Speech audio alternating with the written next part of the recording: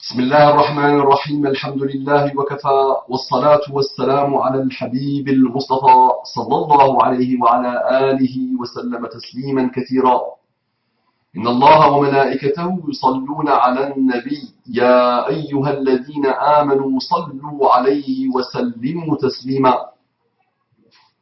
صلي وسلم على محمد رب اشرح لي صدري ويسر لي أمري واحلل عقدة من لساني يفقه قولي إخواني أخواتي أبنائي بناتي أعزائي عزيزاتي أصدقائي صديقاتي أعدائي عدواتي mes ennemis et mes ennemis Assalamu alaikum wa rahmatullahi wa barakatuhu. Quelle belle salutation, quel excellent engagement, quel beau pacte de paix, de miséricorde et de bénédiction et des excellents comportements islamiques et humains. Je vous aime en Allah tous, mes frères et sœurs, quelles que soient les animosités, quelles que soient les divergences, quel que soit ce que vous voulez. Allez. Mes frères et sœurs qui n'ont pas encore eu l'honneur d'embrasser l'islam avec leur cœur, avec leur cerveau et avec leur corps. Mes frères et sœurs en humanité, j'ai beaucoup d'affection pour vous, j'apprends beaucoup de vous. Je suis fier de vous avoir rencontré dans mon petit passage sur terre et je demande à Allah subhanahu wa ta'ala de vous combler par les délices de la guidée islamique. Un frère, un camarade, un partenaire qui me suit depuis très longtemps et qui est un amoureux maladroit du Christ me dit Salam, donc ce n'est pas un musulman. Je pense que c'est un Algérien qui, à cause de ce qui s'est passé en Algérie il y a quelques années, a décidé, comme quelques Algériens, de quitter l'islam et de devenir un combattant, surtout à l'époque. Il s'est beaucoup calmé depuis. Il ne faisait que combattre l'islam, il ne faisait que essayer d'éloigner les gens de l'islam. C'est un extrémisme malheureux que Jésus n'a pas connu, ne connaît pas. Et je lui rappelle que Jésus, Isa, s'appelle Isa, Yeshua, est un envoyé d'Allah subhanahu wa ta'ala, pour lequel nous avons beaucoup d'amour, beaucoup de respect. Et le musulman n'est pas musulman si il ne reconnaît pas Jésus, puisque vous l'appelez Jésus, comme un très grand prophète d'Allah. Celui qui dénigre Jésus, celui qui insulte Jésus, celui qui manque de respect à Jésus, il est considéré en islam comme un mécréant. Donc, je tenais à faire ce rappel à ce monsieur, à ce frère, qui me suit depuis des années, qui même quand il remarquait que j'étais absent, que je ne faisais plus de rappel, il venait s'inquiéter. Donc, ça fait longtemps qu'il n'est pas venu, donc il est venu me dire Salam, t'as pas remarqué depuis le temps? Point d'interrogation. C'est vrai, il m'apprivoise, ça fait très longtemps maintenant. Plus vous parlez, plus il y a de musulmans qui quittent l'islam. Bonne continuation. Donc il me dit Salam, t'as pas remarqué depuis le temps? Plus vous parlez, plus il y a de musulmans qui quittent l'islam. Bonne continuation. Je ne sais pas sur quoi le frère se base pour nous dire ça. Donc, le raisonnement dit quoi? Donc, il faut qu'on se taise, il faut qu'on arrête de parler. C'est ça? On ne peut pas le faire, tu le sais très bien. Les musulmans ont goûté aux délices infinies de l'islam et ils ne sont pas égocentriques, égoïstes, individualistes. Ils doivent partager ce délice avec l'humanité et avec l'humanité. Alors, l'humanité et l'humanité. Tu le sais bien, ça. Donc, c'est une recommandation, c'est une exhortation divine. Si déjà, les shayatins, les mécréants, les pécheurs, les athées font tout pour que le maximum de personnes soient comme eux, chaque groupe appelle les autres, n'est-ce pas? C'est connu de chez l'humain. Nous, c'est Allah lui-même qui nous recommande et qui nous ordonne, chacun, avec ses moyens, avec ses capacités, avec ses aptitudes, de partager ce bonheur avec les autres, d'inviter de la meilleure des manières les autres à embrasser l'islam. Et c'est raisonnement avec raisonnement. C'est le raisonnement, c'est l'argumentation, c'est la méditation, c'est l'observation. Et c'est l'appel avec la sagesse, avec la bonté, avec la douceur, avec la gentillesse que le musulman doit faire tout au long de sa vie. Maintenant, comment tu sais que des musulmans quittent l'islam? 1. Comment ça se manifeste? 2. Quel est leur nombre? 3. Et c'est celle-là, le prisme d'attaque de mon rappel. Mais qui te dit qu'à la base, ils étaient musulmans? Ça veut dire quoi? What does it mean, être musulman? Ça veut dire quoi? Donc peut-être, mon frère, qu'à la base, toi-même, tu n'étais pas musulman. Tu avais hérité de l'islam, une chose qu'on appelle l'islam. À l'époque, on disait, j'avais hérité une djellaba, peut-être tu as hérité un iPhone, que tu as nommé islam. D'accord? Donc tu n'as jamais su ce que c'est que l'islam déjà, à la base. Tu n'as jamais su que tu étais musulman, à la base. Et je peux oser dire que la majorité écrasante des gens d'aujourd'hui, malheureusement, ne savent pas ce que veut dire être musulman.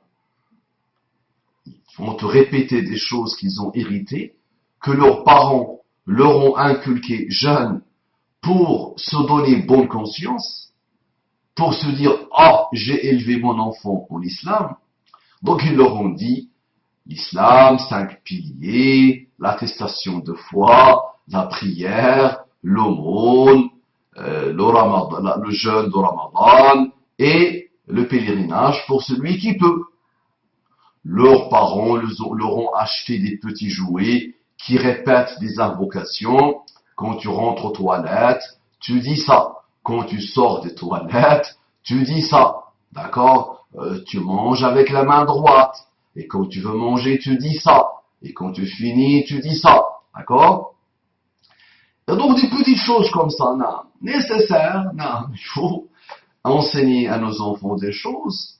Mais c'est vrai qu'on leur a enseigné des choses, mais on a oublié de leur enseigner la chose la plus importante. Qu'est-ce que être musulman? Comment on le sait? Donc ces jeunes-là, ou ces gamins-là, ou ces messieurs-là que tu utilises dans tes vidéos pour dire ils ont quitté l'islam, moi je leur dis à la base, vous n'étiez pas musulmans. Maintenant, je peux être attaqué par des musulmans eux-mêmes qui ne savent pas s'ils sont musulmans ou pas, en me disant tu fais ce qu'on appelle le takfir. Non, soyez intelligents. Je n'ai pas dit ce sont des koufars. Je n'ai pas dit ces musulmans-là étaient des mécréants. Là, ce sont des gens qui se sont mis dans une culture, qui ont hérité une culture, qui n'ont pas fait le travail de méditation, d'observation, d'argumentation, de raisonnement, de mouvement de la matière grise et de la matière des cœurs, pour enfin se dire, peut-être j'ai la foi, alhamdoulilah, peut-être j'ai commencé à embrasser l'islam. À l'époque pré-islamique, les gens, Dieu représentait quelque chose d'extraordinairement important pour eux, régissait leur vie. Sauf que, ils ont considéré que puisque Dieu est loin, on ne l'observe pas, on ne le voit pas, on ne sent pas sa présence directe dans nos vies, il fallait qu'on le personnifie. Et donc ils ont inventé des statuettes. Et tous les jours, ils avaient des choses à faire par rapport à leurs statuettes, à leur idole, à leur statue. Aujourd'hui, les musulmans, souvent quand je vois la famille musulmane, moi qui l'observe, moi qui ai invité de temps en temps pour voir un peu à quoi elle ressemble, mais je vois des choses extraordinaires. Mais je me dis, mais il est où Allah chez ces gens? Comment ils prétendent être musulmans? Comment? D'accord? Donc, ton travail à toi, l'amoureux du Christ, et mon travail à moi, l'amoureux du Christ, et essayer de me dire à moi, d'observer, de vérifier tous les jours, est-ce que j'ai cette foi pure et dure en un créateur de l'univers? Et comment j'ai atteint ça? Et comment j'ai fait pour atteindre ce niveau? Et ensuite, toute ma vie, je dois essayer de faire grandir cette foi et qu'elle régisse ma vie. Toute ma vie, toutes mes vies avec S. Ce lien continue. Et que cette foi se manifeste à chaque fois. Avec mes aptitudes d'humain, mes capacités d'humain, mes imperfections d'humain, évoluer vers la taqwa, vers la piété, vers l'ihsan, l'excellence.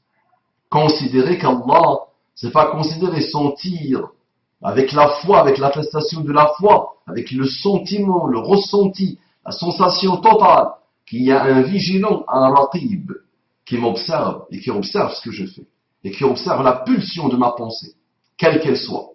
أن تعبد الله كأنك تراه فإن لم تكن تراه فإنه يراك.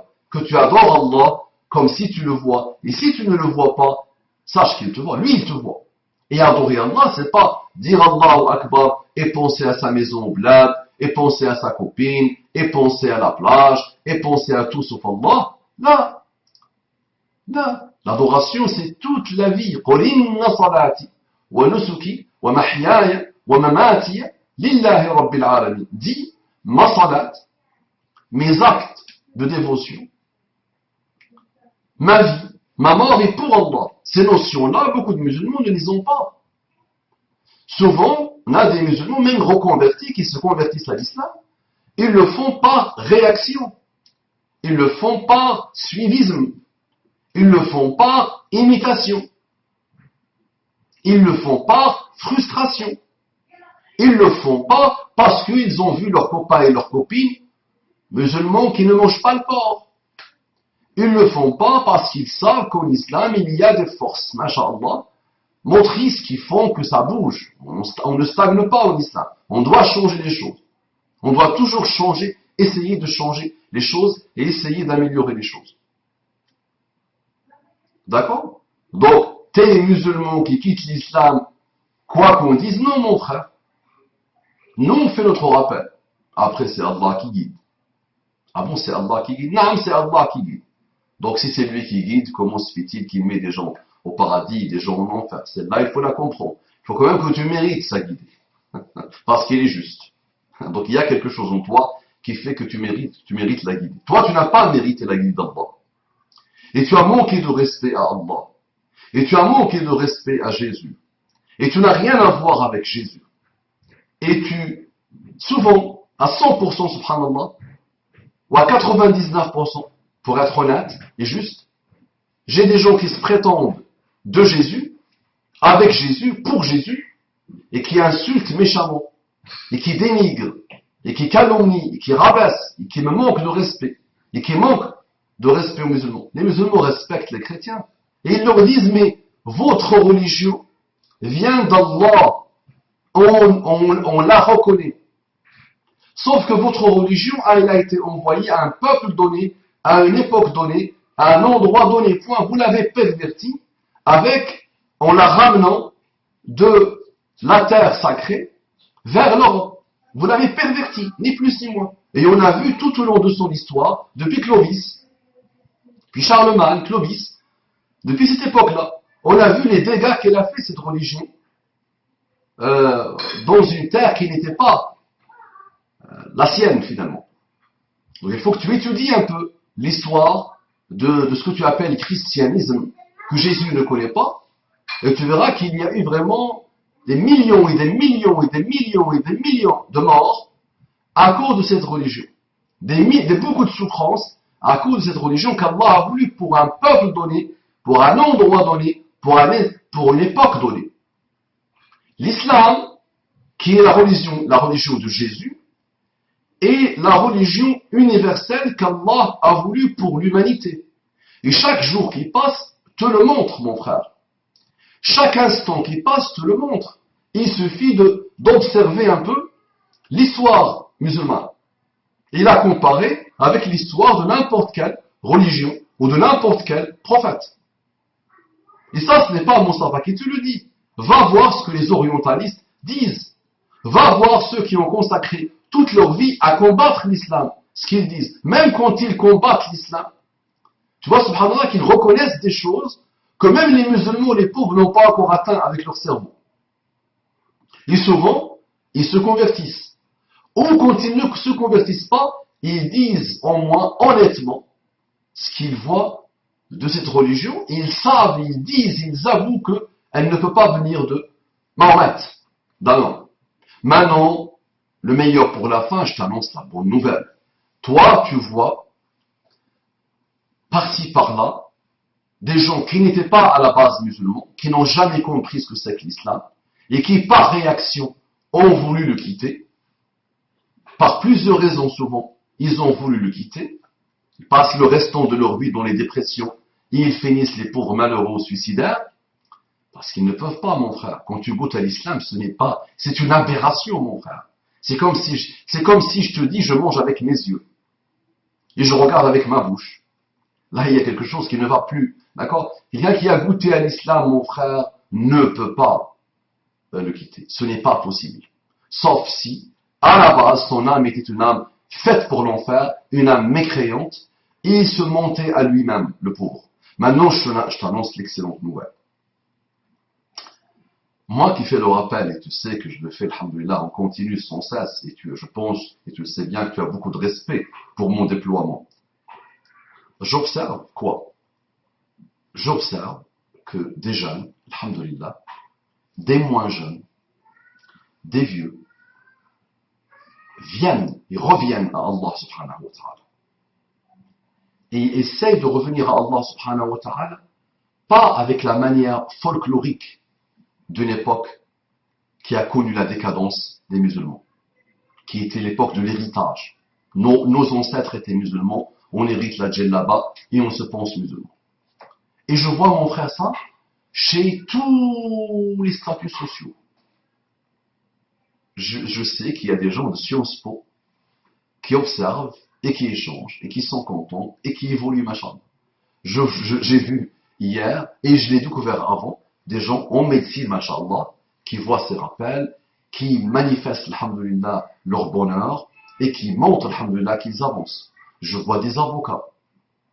J'ai vu même un de très haut voltige, machallah, dans le milieu bancaire. Très très haut voltige, machallah. Et on les voit partout, alhamdoulilah. Je vois même des gens en prison. Parfois dans la rue. Une fois dans la rue, j'étais à Metz. Et dans la rue, je descends de train, je commence à marcher à la gare. Et un monsieur me dit, je vous regardais en prison. Merci, merci, merci, merci. Me regarder, c'est rien. Essayez de comprendre ce que j'essaie de te dire. C'est qu'on voit, alhamdoulilah, des gens de tout âge, des jeunes, de tous statuts sociaux, machallah, musulmans et non musulmans, juifs même parfois, aimer le rappel, aimer une vie qui s'oriente vers retrouver Allah subhanahu wa ta'ala. Vraiment. Retrouver Allah, que ça soit plus un héritage culturel ou culturel, ou une djellaba qu'on hérite. Je retrouve Allah subhanahu wa ta'ala. Quand je dis ashhadu an la ilaha illallah wa ashhadu anna muhammadan rasulullah, celle-là, c'est que celle-là, ou celle-là, il n'y a pas que, suffit pour te mettre au firdaus, à côté de Muhammad sallallahu alayhi wa sallam. Donc il y a, alhamdoulilah, des gens qui le font. Je te dis même mieux ou pire, à toi de choisir. Quand je me déplace en France et en Belgique pour faire mes conférences, souvent, subhanallah, j'entends le discours suivant. Des vieux qui me disent, la génération de nos enfants est meilleure que la nôtre. La génération de vos enfants est meilleure que la nôtre. Mais avec tout ce qu'on voit. Avec tout ce qu'on voit, ils disent. Pourquoi? Ils disent, nous, quand on est arrivé en France, déjà ils sont arrivés en France avec une capacité étonnante d'accepter le colonialisme, malheureusement. Donc ils ont perdu leur immunité, ils ont oublié Allah subhanahu wa ta'ala, et Allah a fait en sorte qu'ils se sont oubliés eux-mêmes. Donc c'est une génération qui a connu le colonialisme, que leurs parents et leurs arrière-grands-parents ont connu le colonialisme français et ils se sont laissés faire, malheureusement, jusqu'à l'avènement, alhamdulillah, de gens musulmans. Ça a commencé par Ibn Badis et d'autres, Abdelhamid Ibn Badis, qui ont commencé à les réveiller. Donc ces vieux-là de la France me disent, ou de la Belgique me disent quoi? Me disent que nos enfants, la génération de nos enfants sont meilleurs que nous, parce que nous, quand on y est arrivé, on ne jeûnait pas, souvent. Un rencontre l'autre et lui dit « Mabrouk al-Eid ». Il lui souhaite un bon Eid, par exemple. Il lui dit « Quel Eid ?» Il lui dit « Ramadan vient de passer ». Eh oui, mon frère. C'était des gens complètement délabrés au niveau islamique. Ils avaient oublié l'islam. Ils avaient négligé l'islam. Ils ne pensaient qu'à la débauche totale. Et ils étaient dans l'insouciance totale, subhanallah. Et ils disent, nos enfants se réveillent. Ils sont mieux que nous. D'accord? Donc mon frère, tu te mens à toi-même, mon frère. Les hommes politiques, les médias ne parlent que d'islam. C'est vrai, ils ont bien travaillé, et les musulmans les ont aidés à bien travailler, et ils leur ont donné le bâton pour se faire battre, mais à chaque fois, ça sert la cause islamique et musulmane. Tu peux ne pas le comprendre. Quoi qu'on dise sur les musulmans, les barbares, les assassins, les tueurs, les terroristes, ceux qui tuent des innocents, quoi qu'on dise, les gens continuent à rentrer en islam. Et les femmes plus que les hommes. C'est les statistiques. Et c'est mondial. Et le sujet aujourd'hui qui occupe et qui préoccupe l'humanité et l'humanité, c'est l'islam. Sauf que eux, ils vous disent, les médias et ceux qui dirigent le monde aujourd'hui, ceux qui tirent les ficelles, ils vous disent, le barbarisme, ça se dit pas, le terrorisme de l'islam, la méchanceté, ça menace. Mais non, ça c'est juste ce qu'ils veulent vous dire. C'est pas ça qui les dérange au l'islam. Ils savent qu'ils ont surpassé les musulmans en termes de puissance aujourd'hui de frappe économique, sociale, numérique, informatique, mathématique. Ils ont surpassé. Il y a rien. Ils ont surpassé. Ils savent que c'est de la petite niaignette, ça. Ils savent eux, sur leur histoire, ils ont tué des millions et des millions et des millions d'humains. C'est pas les 200 et quelques personnes assassinées depuis Khaled Kelkal qui vont les perturber, sachant que chaque âme est sacrée, attention. Chaque âme est sacrée. Mais ils savent que eux, ils ont tué des centaines, des centaines et des centaines et des centaines de millions de personnes depuis des années. Il suffit juste d'observer la Deuxième Guerre mondiale. Ce que l'homme blanc, l'homme civilisé, l'homme loin de l'islam a fait. Le produit des siècles des Lumières a fait. C'est pas ça qui les dérange, les hommes politiques. Et leur manipulation ne tourne pas autour de cette méchanceté des musulmans qui vont tuer, si jamais ils ont un jour le pouvoir. C'est pas ça qui les dérange. Ça, c'est voilà. Ce qui leur pose problème, et ce qui fait qu'ils prennent des somnifères, et même avec les somnifères, ils n'arrivent pas à dormir, c'est l'avènement de l'islam. Comme celui qui a changé le cours de l'histoire humaine avec l'avènement de Muhammad sallallahu alayhi wa sallam. Qu'une génération finisse par sentir et adhérer et comprendre l'islam comme il a été senti, compris, vécu, appliqué à l'époque des meilleurs siècles ou du meilleur siècle. C'est ça la peur, parce que le jour où ça arrive, mon frère, c'est bon. إذا جاء نصر الله والفتح ورأيت الناس يدخلون في دين الله أفواجا فسبح بحمد ربك واستغفره إنه كان توابا. Si la victoire d'Allah arrive, Allah s'adresse à Muhammad sallallahu alayhi wa sallam. ورأيت الناس يدخلون في دين الله أفواجا. Et tu vois les gens entrer dans la religion d'Allah en nombre, afwaja, des rangs et des rangs et des rangs et des rangs et des rangs, beaucoup. فسبح بحمد ربك, glorifie Allah, fais louange d'Allah et demande pardon d'Allah. D'accord. Ça, c'est aussi l'annonce de la mort de Muhammad sallallahu alayhi wa sallam. Attention. On a compris de ça. À l'époque, quelques sahaba avaient compris que c'est bon. La mort de Muhammad sallallahu alayhi wa sallam approche. Mais on prend aussi l'autre sens. Quand la victoire d'Allah arrive. Et donc la victoire d'Allah arrive et va arriver. C'est quoi la victoire d'Allah? C'est juste que l'humain finisse par comprendre l'intérêt vital pour lui d'enfin commencer à utiliser la notice qu'Allah a voulu pour lui, son créateur a voulu pour lui, qui s'appelle l'islam. C'est ça la victoire d'Allah. D'accord? Donc réveille-toi mon frère et arrête de te mentir à toi-même. Salam alaikum wa rahmatullahi wa barakatuh.